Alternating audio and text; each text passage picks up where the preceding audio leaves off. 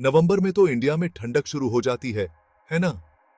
लेकिन पिछले कुछ सालों से नवंबर में भी गर्मी बहुत ज्यादा पड़ रही है। ये कोई आम बात नहीं है। ये ग्लोबल वार्मिंग की वजह से हो रहा है। बहुत से लोग कह रहे हैं कि नवंबर की गर्मी तो बिल्कुल जून जुलाई जैसी लगती है। ये बस तकलीफ की बात नहीं है, ये चिंता की बात भी है। इतनी गर्मी से हमारी रोज की जिंदगी भी प्रभावित होती है और सेहत को भी खतरा होता है। जैसे कि लोगों को पंखे और एसी ज्यादा देर तक चलाने पड़ रहे हैं। इससे बिजली की खपत बढ़ रही है और ग्लोबल वार्मिंग और भी तेजी से बढ़ रहा है। और सबसे ज्यादा तकलीफ तो बुजुर्गों, बच्चों और बीमार लोगों को होती है। ये समझना बहुत जरूरी है कि ऐसा क्यों हो रहा है और हम क्या कर सकते हैं अपने लिए और अपनी पृथ्वी के लिए। ग्लोबल वार्मिंग का मतलब है पृथ्वी के तापमान का धीरे धीरे बढ़ना। ऐसा इसलिए हो रहा है क्योंकि हम इंसान बहुत सारी गलतियां कर रहे हैं। कोयला, तेल और गैस जैसे ईंधन जलाने से हवा में कार्बन डाइऑक्साइड जैसी गैसें फैलती हैं। ये गैसें सूरज की गर्मी को सोख लेती हैं और पृथ्वी को गर्म करती हैं। पेड़ काटने से भी ग्लोबल वार्मिंग बढ़ता है। पेड़ कार्बन डाइऑक्साइड सोखते हैं, लेकिन जब हम उन्हें काट देते हैं तो वो कार्बन डाइऑक्साइड वापस हवा में चली जाती। फैक्ट्री और खेती करने के तरीकों से भी ये गैसें हवा में और ज्यादा बढ़ जाती। ग्लोबल वार्मिंग के बहुत सारे बुरे असर हो रहे हैं। बर्फ की चोटियां पिघल रही हैं, समुद्र का पानी बढ़ रहा है, मौसम का मिजाज बिगड़ रहा है। ये सब चीजें पूरी दुनिया को प्रभावित कर रही हैं, जानवरों को, पेड़ पौधों को और हम इंसानों को भी। अगर हम ग्लोबल वार्मिंग को रोकना चाहते हैं तो हमें इसके कारणों को समझना होगा। हमें लोगों को ग्लोबल वार्मिंग के बारे में बताना होगा। जब हम इसके बारे में जानेंगे तभी तो हम इसे रोकने के लिए कुछ कर पाएंगे। छोटी छोटी चीजें जैसे बिजली कम इस्तेमाल करना, कचरा कम करना और ऐसे तरीके अपनाना जो पर्यावरण के लिए अच्छे हों, बहुत बड़ा बदलाव ला सकते हैं। ग्लोबल वार्मिंग का सबसे ज्यादा असर इंडिया जैसे देशों पर हो रहा है। बढ़ता हुआ तापमान तो पूरे साल महसूस होता है, लेकिन नवंबर जैसे महीनों में ये और भी ज्यादा दिखाई देता है। ये सब ग्लोबल वार्मिंग का ही नतीजा है।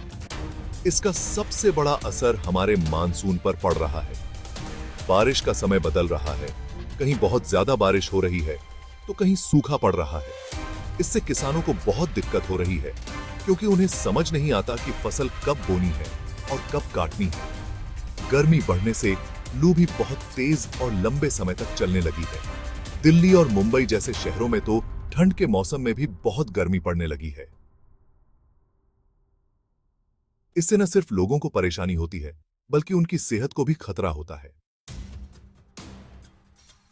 समुद्र के किनारे वाले इलाकों को भी बहुत खतरा है।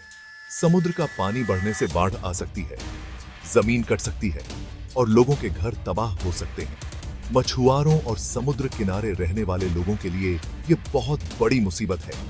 ग्लोबल वार्मिंग के ये खतरे हर साल बढ़ते जा रहे हैं। पिछले कुछ दशकों में इंडिया में मौसम में बहुत बदलाव आया है। उदाहरण के लिए नवंबर महीने का औसत तापमान पिछले 30 सालों में लगभग आधा से 1 डिग्री सेल्सियस तक बढ़ गया है। हालांकि यह बहुत ज्यादा नहीं लग सकता है, लेकिन इसका पर्यावरण और समाज पर बहुत गहरा प्रभाव पड़ता है। आंकड़े बताते हैं कि लू के थपेड़े अब ज्यादा तेज और लंबे समय तक चलने लगे हैं। 2023 में मार्च का महीना पिछले 100 सालों में सबसे ज्यादा गर्म रहा। तापमान बढ़ने का यह सिलसिला नवंबर सहित बाद के महीनों में भी जारी रहता है। लू की बढ़ती आवृत्ति ग्लोबल वार्मिंग का सीधा परिणाम है। बारिश के तरीके भी बदल रहे हैं। मानसून देर से आ रहा है और या तो बहुत ज्यादा बारिश ला रहा है या बहुत कम। इस अनियमितता के कारण कुछ क्षेत्रों में सूखा पड़ सकता है और कुछ क्षेत्रों में बाढ़ आ सकती है। दोनों ही क्रायताएं कृषि और जल संसाधनों के लिए गंभीर समस्याएं पैदा करती हैं। शहरी इलाके इन परिवर्तनों से विशेष रूप से प्रभावित होते हैं। शहरी गर्मी द्वीप प्रभाव के रूप में जानी जाने वाली घटना के कारण शहर ग्रामीण क्षेत्रों की तुलना में काफी ज्यादा गर्म होते हैं। यह कंक्रीट, डामर और मानवीय गतिविधियों के जमाव के कारण होता है। ग्लोबल वार्मिंग के साथ यह शहर के जीवन को गर्म महीनों के दौरान और भी असहनीय बना देता है। सेक्शन 5, खेती, पर्यावरण और रोजमर्रा की जिंदगी पर असर। ग्लोबल वार्मिंग का खेती पर गहरा असर पड़ रहा है। ज्यादा गर्मी से फसलें खराब हो सकती हैं और पैदावार कम हो सकती है। गेहूं और चावल को उगने के लिए विशेष मौसम की जरूरत होती है। बेमौसम गर्मी और अनियमित बारिश से भोजन की कमी हो सकती है और कीमतें बढ़ सकती हैं। पर्यावरण को भी नुकसान होता है। तेज गर्मी से सूखा पड़ सकता है। यह वन्य जीवों को भी प्रभावित करता है। जंगल में आग लगने का खतरा बना रहता है। रोजमर्रा की जिंदगी भी अस्त व्यस्त हो जाती है। तेज गर्मी से लू लग सकती है। एयर कंडीशनिंग के बढ़ते उपयोग से ऊर्जा की खपत बढ़ती है। शहरी क्षेत्रों में पेड़ लगाने से तापमान कम किया जा सकता है। सेक्शन 6, कार्बन फुटप्रिंट को कम करने के लिए व्यावहारिक कदम। ग्लोबल वार्मिंग से लड़ने के लिए हमारे कार्बन फुटप्रिंट को कम करना बहुत जरूरी है। ऊर्जा की खपत को कम करना सबसे प्रभावी कदमों में से एक है। लाइट बंद करना, ऊर्जा कुशल उपकरणों का उपयोग करना और अक्षय ऊर्जा स्रोतों को अपनाना अच्छे तरीके हैं। पब्लिक ट्रांसपोर्ट, कारपूलिंग, बाइकिंग या पैदल चलने से कार्बन फुटप्रिंट कम किया जा सकता है। रिसाइकलिंग और खाद बनाना कचरे को कम करने में मदद कर सकते हैं। टिकाऊ प्रथाओं का समर्थन करना महत्वपूर्ण है। सेक्शन 7, जलवायु परिवर्तन से निपटने के लिए वैश्विक कार्रवाइयां। जबकि व्यक्तिगत कार्रवाइयां महत्वपूर्ण हैं, जलवायु परिवर्तन से प्रभावी ढंग से मुकाबला करने के लिए वैश्विक सहयोग जरूरी है। पेरिस समझौते जैसे अंतरराष्ट्रीय समझौते ग्रीन हाउस गैस उत्सर्जन को कम करके वैश्विक तापमान वृद्धि को सीमित करने का लक्ष्य रखते हैं। दुनिया भर के देश अपने कार्बन फुटप्रिंट को कम करने और अक्षय ऊर्जा में निवेश करने के लिए प्रतिबद्ध है। भारत भी जलवायु परिवर्तन से निपटने के लिए कदम उठा रहा है। सरकार ने सौर और पवन ऊर्जा को बढ़ावा देने, औद्योगिक प्रक्रियाओं से उत्सर्जन को कम करने और वन आवरण बढ़ाने के लिए पहल शुरू की है। देश पर ग्लोबल वार्मिंग के प्रभावों को कम करने के लिए ये प्रयास महत्वपूर्ण है। इन प्रयासों में प्रौद्योगिकी महत्वपूर्ण भूमिका निभाती है। अक्षय ऊर्जा प्रौद्योगिकियों में प्रगति, जैसे कि ज्यादा कुशल सौर पैनल और पवन टरबाइन, स्वच्छ ऊर्जा को ज्यादा से ज्यादा सुलभ और सस्ता बना रही है। बैटरी स्टोरेज और स्मार्ट ग्रिड में नवाचार भी अक्षय ऊर्जा को बिजली आपूर्ति में एकीकृत करने में मदद कर रहे हैं।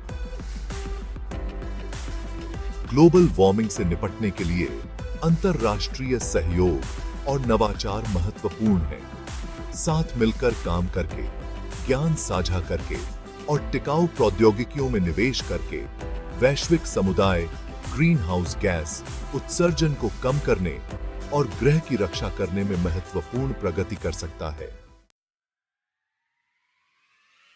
सेक्शन 8, आशा के साथ आगे देखना। ग्लोबल वार्मिंग से उत्पन्न चुनौतियों के बावजूद आशा की किरण है। जलवायु परिवर्तन के प्रति जागरूकता बढ़ रही है और ज्यादा से ज्यादा लोग पर्यावरण पर अपने प्रभाव को कम करने के लिए कदम उठा रहे हैं। समाधान खोजने और टिकाऊ प्रथाओं को लागू करने के लिए समुदाय, सरकारें और संगठन एक साथ आ रहे हैं। शैक्षिक पहल महत्वपूर्ण है। स्कूल और विश्वविद्यालय अपने पाठ्यक्रम में जलवायु शिक्षा को शामिल कर रहे हैं, जिससे अगली पीढ़ी को पर्यावरण की रक्षा के महत्व को समझने में मदद मिल रही है। जन जागरूकता अभियान व्यक्तियों को हरित जीवन शैली अपनाने के लिए प्रोत्साहित करते हैं। नवाचार नए समाधान पेश करता रहता है। शोधकर्ता और इंजीनियर वातावरण से कार्बन को पकड़ने, ऊर्जा दक्षता में सुधार करने और टिकाऊ सामग्री बनाने के लिए प्रौद्योगिकियों का विकास कर रहे हैं। ये प्रगति ग्लोबल वार्मिंग के खिलाफ लड़ाई में नए उपकरण प्रदान करती है। अंततः ग्लोबल वार्मिंग एक महत्वपूर्ण चुनौती है, लेकिन यह नाकाबिल तरदीद नहीं है। ठोस प्रयासों, शिक्षा और नवाचार के माध्यम से हम इसके प्रभावों को कम कर सकते हैं। और एक ज्यादा टिकाऊ भविष्य बना सकते हैं। आज हम जो कार्रवाइयां करते हैं वे आने वाली पीढ़ियों के लिए दुनिया का निर्माण करेंगी और साथ मिलकर काम करके हम एक सकारात्मक बदलाव ला सकते हैं।